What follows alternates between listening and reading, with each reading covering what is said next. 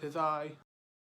Hey everyone, glad to see you back. Glad to see you looking fresh. And today I wanted to take a minute and talk about this year in gaming and looking forward and a little bit back now in what this year has to offer for us. So I believe that this is the year of RPGs.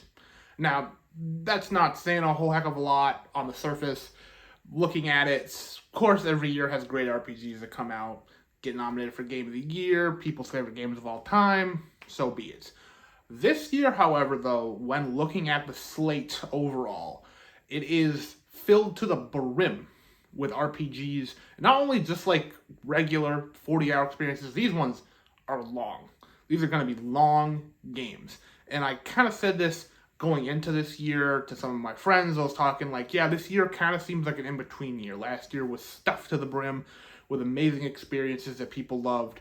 Next year, of course, we have some massive games on the horizon, the potential of a new Switch coming. So the excitement is there for next year. And of course, we're still feeding off of the great experiences of last year. So this year, as a slate, is like, well, there's still some great stuff coming, but what is there? For me, it's RPG year. Rise of the Ronin, Dragon Ball Sparking Zero, notwithstanding, all of my most anticipated games of the year are RPGs. Of course, let's start with the big one. Final Fantasy VII Rebirth has come out, and people are loving it.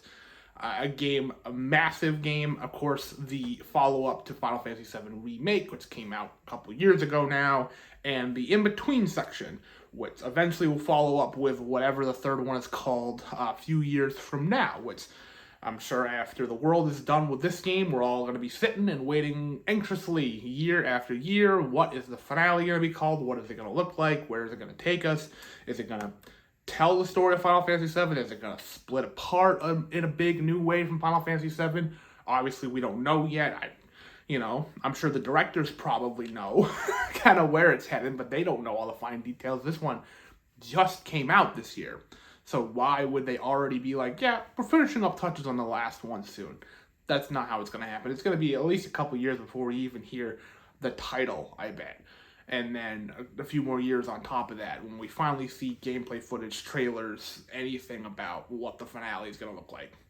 But it's an exciting time to be a Final Fantasy VII fan, and it'll be interesting to see where this one goes. But that game, Final Fantasy VII Rebirth, my most anticipated game of the year, is sandwiched between two other massive RPGs.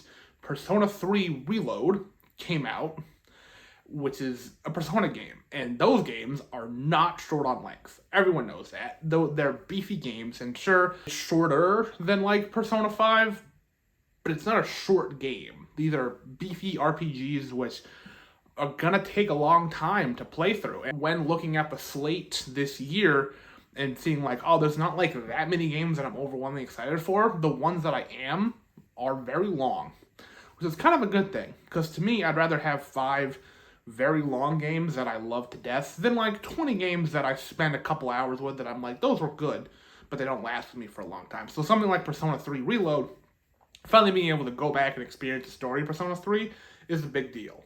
And on the other side of the sandwich, we have Vanillaware's new game, Unicorn Overlord, which is another massive strategy RPG with a ton of numbers and stats and things to memorize and things to play around with to your heart's content. Another very, very, very big, in-depth RPG that I'm sure we'll sink a ton of time into. So that's already, in the first third of the year, 3 massive RPGs that were on top of my most anticipated list, and I'm sure a lot of yours as well. So, why is this then the year of RPGs? Well, looking forward, and like I said, Dragon Ball, Rise of the Ronin notwithstanding, the rest of the games that I'm really looking forward to are RPGs. We look at Auden Chronicles, 100 Heroes, a game in which you can incorporate 100 different playable characters. I can guarantee that that's not going to be a quick game. That's going to be a beefy game as well. Sink tons and tons of hours into it, and it's also just a very interesting concept for a game. I love Fire Emblem because of the cast of characters, because of the people you can recruit, and because of the team you can build. So that kind of aspect wowed me when I first saw the trailer for this game, the concept of this game. I think I'm going to love it. I hope I'm going to love it. And yeah, I think it's going to be an absolutely great experience when it comes to building a team and loving, making 100 characters playable is easy enough. Making 100 characters you like that are playable is going to be tougher. So I'm hopeful that when it's all said and done, I'm going to love, at least more than half of these characters. That's a tall tale to say. You think of other massive games with a huge roster. Let's say Fire Emblem, because we already brought it up. The last Fire Emblem game, like, when you're making your team, you're only going to play about half of the characters on a single play, unless you're constantly swapping in and out in different battles. Your core team is going to be only about half of the playable characters, if that.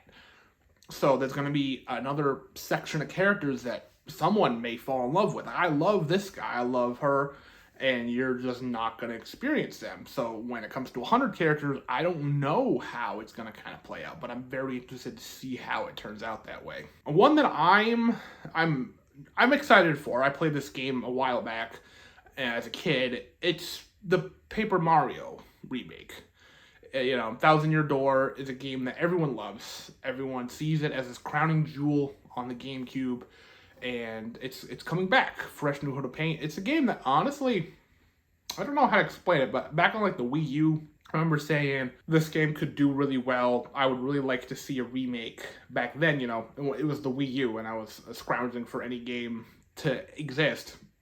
But here on the Switch, we have tons of games. Even though we're coming to the end of the Switch's life cycle, something like this, kind of capping it off, a big farewell, a game that people have been asking for. People have been wanting a remake to this game for a long time because, on the Wii, you could play it on the GameCube. I mean, you still can, but people aren't actively buying for the Wii, let alone the Wii U. Now the Switch is slowing down. So, we're a couple generations past where it was readily accessible, and the price of this game has just continuously gone up, so it's harder and harder to get your hands on a physical copy, a real copy of this game.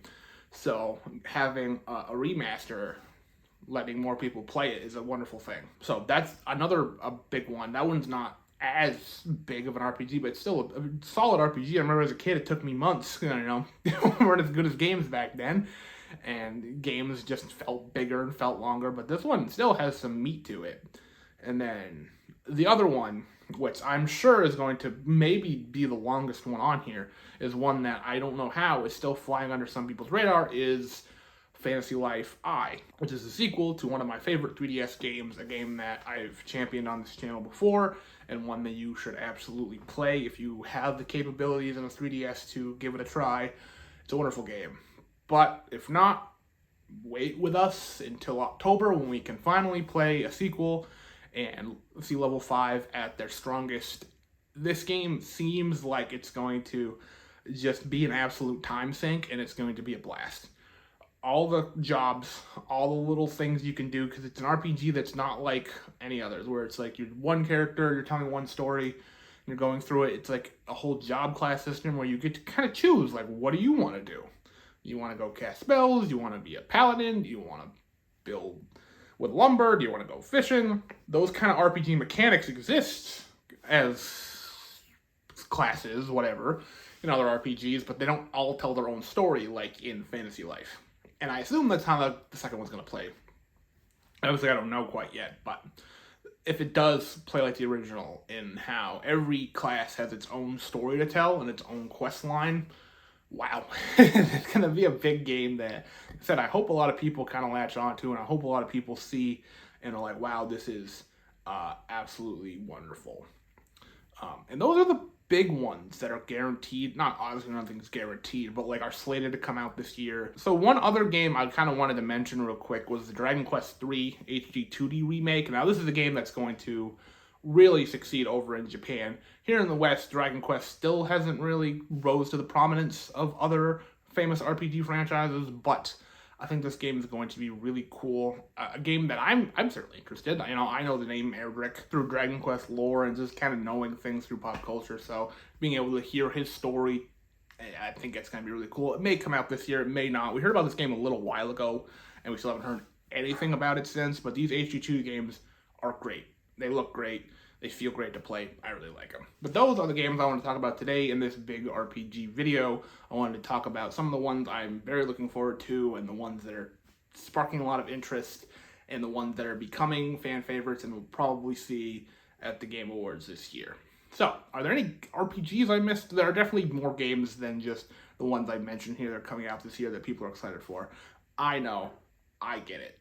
And it's honestly a good thing that like Baldur's Gate came out last year and Pokemon Legends is coming out next year because the RPGs are big and they're going to take a lot of time and they're big games. So, any smaller games that you're looking forward to, let me know that maybe I should be more excited about. Stuff like I said, Rise of the Ronin, Dragon Ball, even Stellar Blade I think looks really cool. So stuff like that I'm aware of. I think it's going to be fun.